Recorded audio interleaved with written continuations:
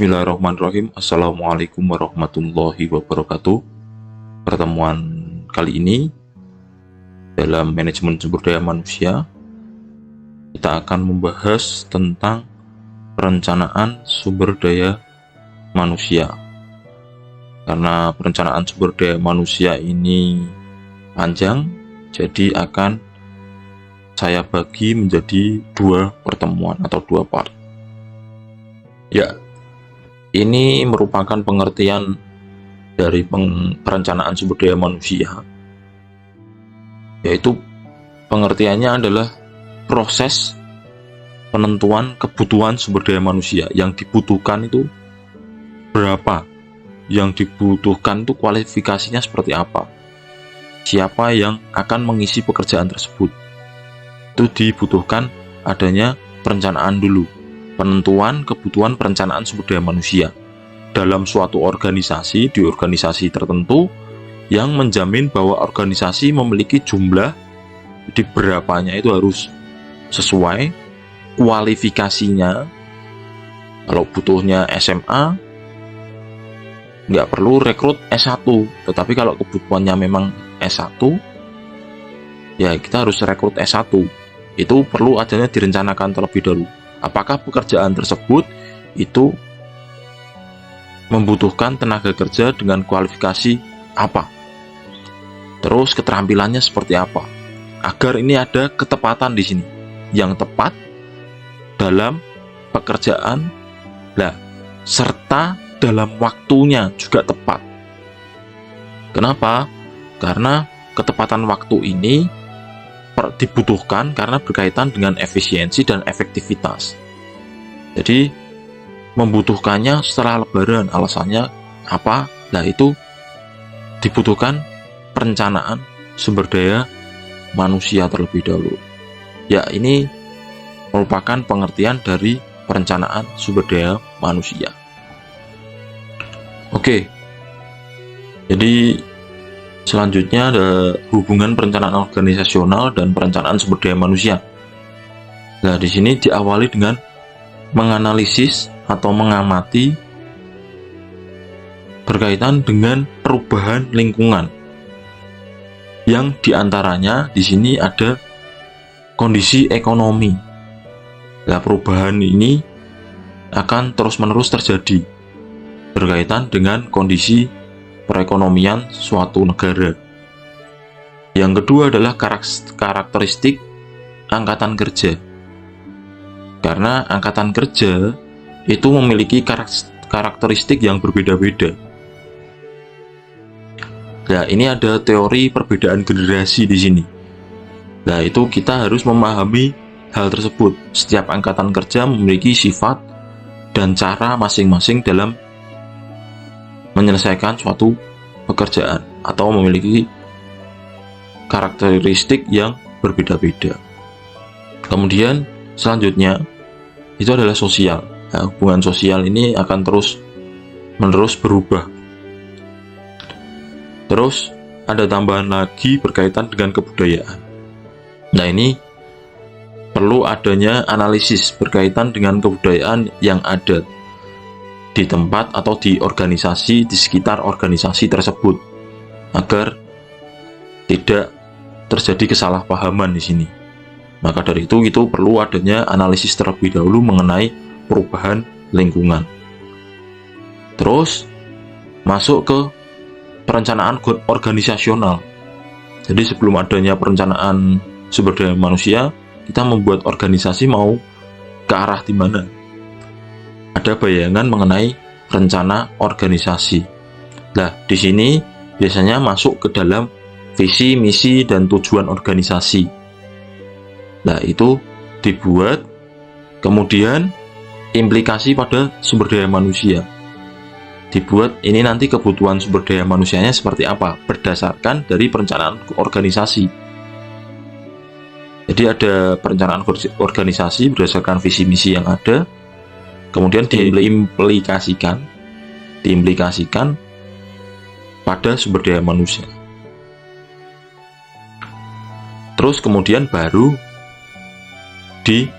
rencanakan sumber daya manusia. Lah, ini perputaran terus-menerus karena perubahan lingkungan itu akan terus-menerus terjadi. Visi dan misi bisa berubah baik jangka panjang maupun jangka pendek.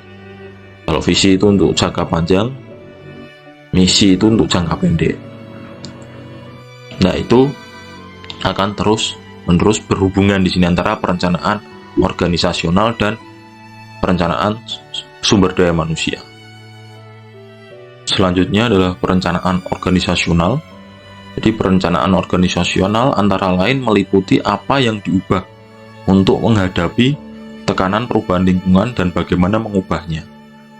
Jadi dalam perencanaan organisasional itu tadi dari bagian sebelumnya bahwa kita harus mengamati terlebih dahulu atau menganalisis terlebih dahulu berkaitan dengan perubahan lingkungan dengan melihat sisi kondisi ekonomi, karakteristik angkatan kerja, sosial, dan budaya ini, organisasi bisa menentukan diubah atau tidak perencanaan organisasi tersebut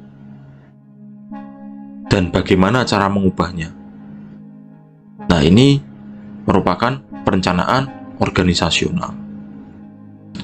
Selanjutnya, apa yang akan diubah dalam mencakup salah satu atau lebih perubahan-perubahan? Yang pertama adalah perubahan strategis. Mencakup tadi saya sebutkan di awal bahwa visi, misi, dan strategi, tujuan. Nah, ini perubahan strategisnya perlu adanya perubahan di sini. Terus kemudian aspek perubahan kultural di sini. Mencakup tujuan dan nilai-nilai yang diberlakukan di dalam organisasi. Jadi karena kultural itu bisa terjadi berubah-ubah setiap tempat berbeda, maka ini perlu dilakukan perubahan di sini agar organisasi akan lebih baik dan nyaman. Terus perubahan struktural mencakup perubahan struktur organisasi, berganti pemimpin, berganti karakteristik lagi, atau mendesain kembali departemennya berdasarkan pekerjaannya atau berdasarkan kota. Nah, itu didesain.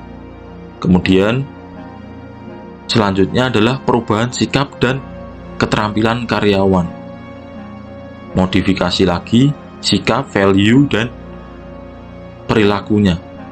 Perlu adanya motivasi, perlu adanya pelatihan di sini berkaitan dengan keterampilan karyawan. Nah, yang kelima, ini sering terjadi ganti mesin, ganti alat, ganti aplikasi. Itu perlu adanya pelatihan di sini, mencakup perubahan modifikasi kerja. Nah, itu terus berubah. Dulu manual, sekarang menjadi online. Nah, ini perlu adanya perubahan.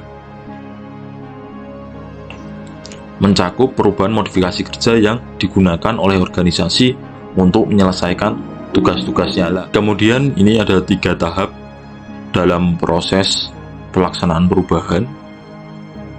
Yang pertama adalah pencairan atau unfreezing, mencairkan nilai-nilai yang lama yang membekukan di dalam diri pihak yang menolak perubahan. Jadi ada sosialisasi di sini. Ada pencairan terlebih dahulu. Dan meningkatkan kesadaran tentang arti pentingnya perubahan yang harus dilakukan, baik bagi pihak yang menolak maupun pihak yang telah menerima perubahan. Nah, di sini ada proses sosialisasi di sini. Atau memberikan pengertian. Terus yang kedua ada pelaksanaan atau moving. Itu setelah mencair, setelah adanya pengertian di situ, diberitahukan terlebih dahulu, adanya pemberitahuan. Terus proses perubahan yang diinginkan dilaksanakan. Jadi setelah ada sosialisasi, setelah ada pengumuman, ada informasi yang disampaikan kepada pihak yang menolak maupun yang menerima, kemudian dilaksanakan. Yang ketiga adalah freezing.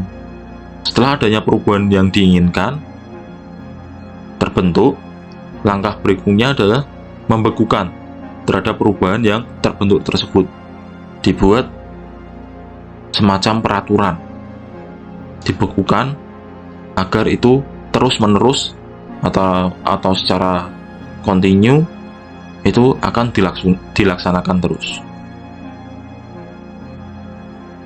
Kemudian ini ada dua pendekatan untuk mendukung kelancaran pelaksanaan perubahan. Yang pertama adalah penguatan. Nah, di sini dimaksud untuk memelihara perilaku yang baik. Jadi yang sudah baik-baik diberikan penghargaan di sini. Dan alat yang dapat digunakan. Jadi alat yang dapat digunakan adalah penghargaan. Jadi sesuatu hal yang baik, perilaku baik atau yang telah baik, itu alat yang dapat digunakan adalah penghargaan. Anggota organisasi yang berperilaku baik diberi penghargaan, dan yang tidak baik tidak diberi penghargaan, agar efektif penghargaan tersebut benar-benar menarik bagi anggota organisasi.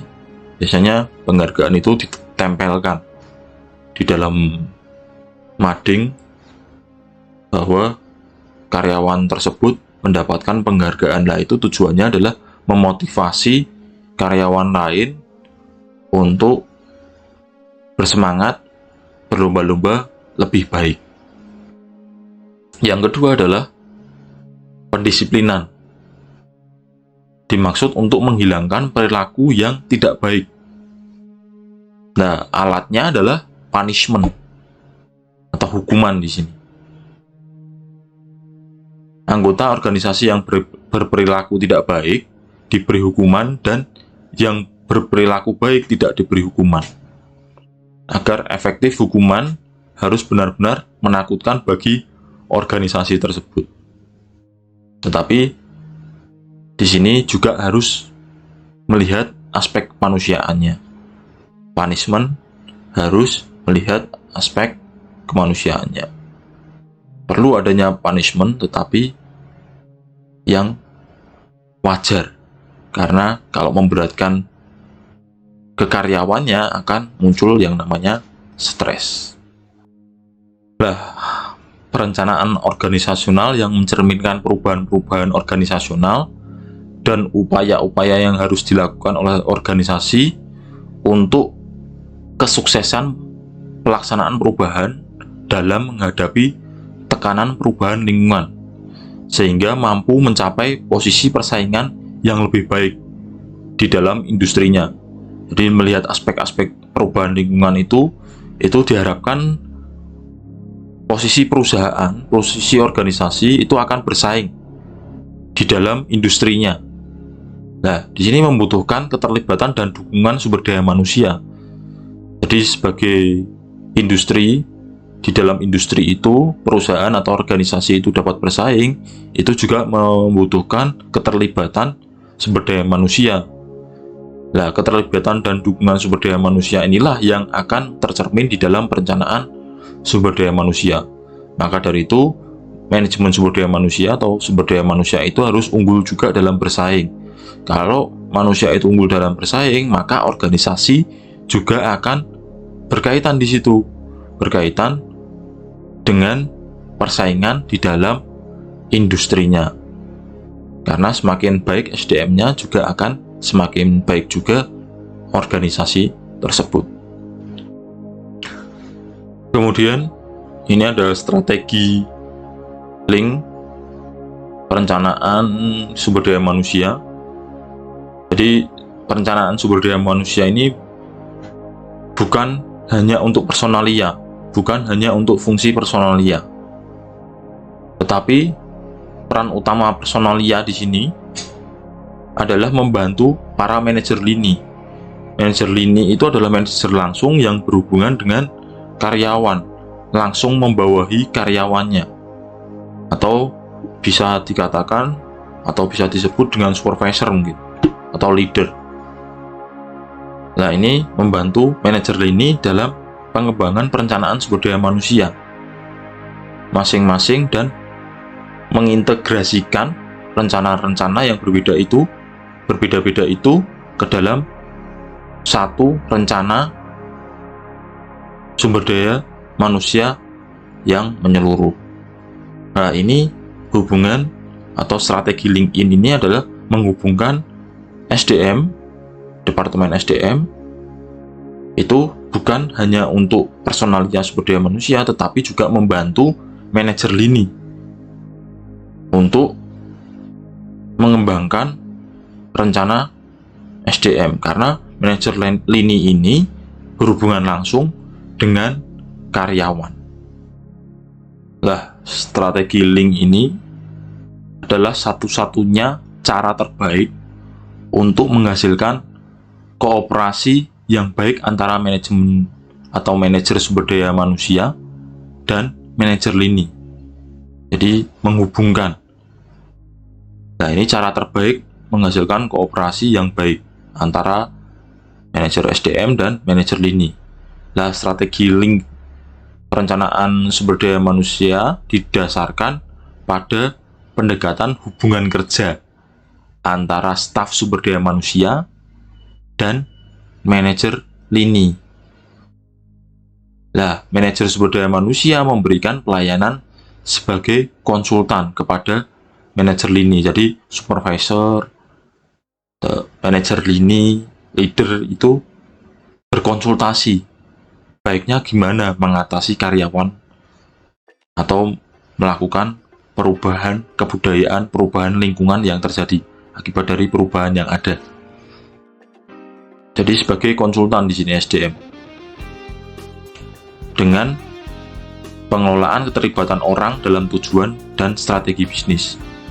Sebaliknya, para manajer lini bertanggung jawab merespon keterlibatan bisnis dalam tujuan dan strategi sumber daya manusia. Nah, tadi karena melihat aspek angkatan kerja, kondisi ekonomi, persaingan, terus budaya, nah itu manajer lini bertanggung jawab nih merespon keterlibatan bisnis dalam tujuan dan strategi sumber daya manusianya seperti apa, membutuhkan tenaga sumber daya manusia seperti apa, siapa yang harus mengerjakan. Nah, faktor penting lainnya adalah komitmen dari top manajemen yang jelas bagi para manajer dan karyawan. Nah, komitmen di dalam organisasi, komitmen karyawan, komitmen pimpinan ini penting dilakukan agar organisasi itu terus bersaing di dalam industrinya. Oke, jadi mungkin itu untuk perencanaan sumber daya manusia pada part pertama ini. Jadi sebelum memasuki perencanaan sumber daya manusia, kita harus melihat aspek perubahan lingkungan, kemudian mengecek kembali perubahan organisasi, apakah perlu dirubah atau tidak. Terus perlu adanya strategi-strategi tertentu, yaitu perubahan secara strategis, perubahan secara struktural, perubahan secara kultural, kemudian sikap dan keterampilan karyawan, serta perubahan teknologi. Karena adanya perubahan dari lingkungan tersebut, kita harus melihat dari kondisi lingkungan tersebut. Terus ada beberapa tahap mengenai proses pelaksanaan perubahan: freezing, unfreezing, moving, unfreezing, moving, freezing. Kemudian ada dua pendekatan untuk mendukung kelancaran pelaksanaan perubahan, yaitu penguatan dan pendisiplinan. Penguatan di sini alatnya adalah diberikan penghargaan, sedangkan pendisiplinan di sini alatnya adalah salah satunya adalah punishment. Tapi dalam punishment harus melihat aspek kemanusiaan juga. Mungkin itu yang bisa saya bagikan di sini. Semoga apa yang saya bagikan kepada teman-teman semuanya dapat bermanfaat. Kurang lebihnya mohon maaf. Sekian dari saya. Wassalamualaikum warahmatullahi wabarakatuh.